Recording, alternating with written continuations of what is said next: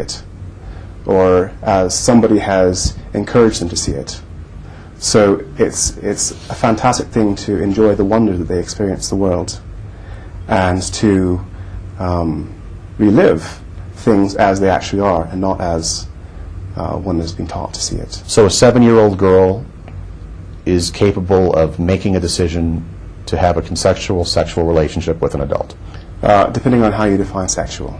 I would certainly not ever be interested in having a sexual intercourse with a girl of that age. And I advise quite clearly against it for obvious physiological reasons. What's your low-end age for a sexual intercourse relationship? I've suggested that the threshold be the age of puberty, because I think that puberty is a very clear physiological signal that the body is at that point ready to engage in sexual intercourse. So what would the sexual relationship look like with a 7-year-old girl?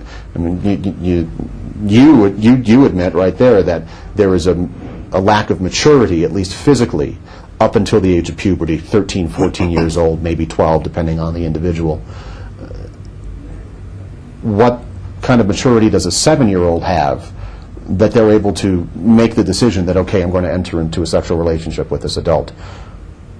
Well, research has shown us quite conclusively that children do have sexual responses, even at the fetal stage. For young children, the obvious benefit of an intimate relationship, not a sexual intercourse relationship, but an intimate relationship, is physical pleasure, and also proximity or closeness to another person. And I think that children are able to discern with whom they wish to be and with whom they wish to express themselves on a personal level. You would have to convince a parent, I'm assuming, to allow the child to enter into a relationship with you if you were allowed. Absolutely. Is that correct? How would you go about convincing a parent that it's all right for them to give you their child to enter into a sensual relationship? Well, I think that it is a continuation of a friendship relationship. It's not so difficult to convince a parent to allow a relationship with an adult that their child loves and respects, and that they also respect, and to allow that child to do things with that adult. The intimate relationship is a continuation of that. Now, obviously, in our current state, convincing a parent to allow that kind of relationship is exceedingly difficult. Yeah. What parent in their right mind would allow you to have a relationship with a child knowing you look at him sexually? Well, this is a matter of how parents view their children and how they view parenthood. Parents view their children as something they need to protect. No, they view it as property, and that's a big problem. Parents view children as property. Very, very often. They view a child as something that they can form and manipulate, well, not manipulate necessarily, but in some cases that's the case, but to encourage to think the way that they are, and to become essentially like they are. And a lot of the issue of what they allow their children to do with an adult is part of how they view their control or the power over the child.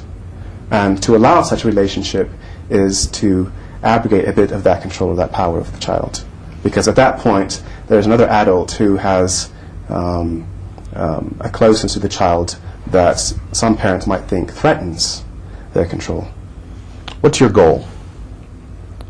Well, my goals are very broad. Not your goal in life, but your goal in trying to convince people to your way of belief about pedophilia. Well, my immediate goal is to protect the civil rights of pedophiles. Right now, I think it's very disturbing, some of the developments in law that suspend the civil rights of people who have this attraction. And so I think really the immediate goal is to stop any more of our civil rights being suspended or taken away from us. Well, the only way we ever hear about pedophiles is when they've acted. I mean, a pedophile who lives with it as a secret for all their life and doesn't do anything with it, nobody knows. But the only time we hear about pedophiles is when they're being let out of their home in handcuffs with hundreds of images on their computer and loading Actually, that's wrong there, because that's the only time you hear about child molesters. And one of the big problems we have is that the word child molester and pedophile have become synonymous.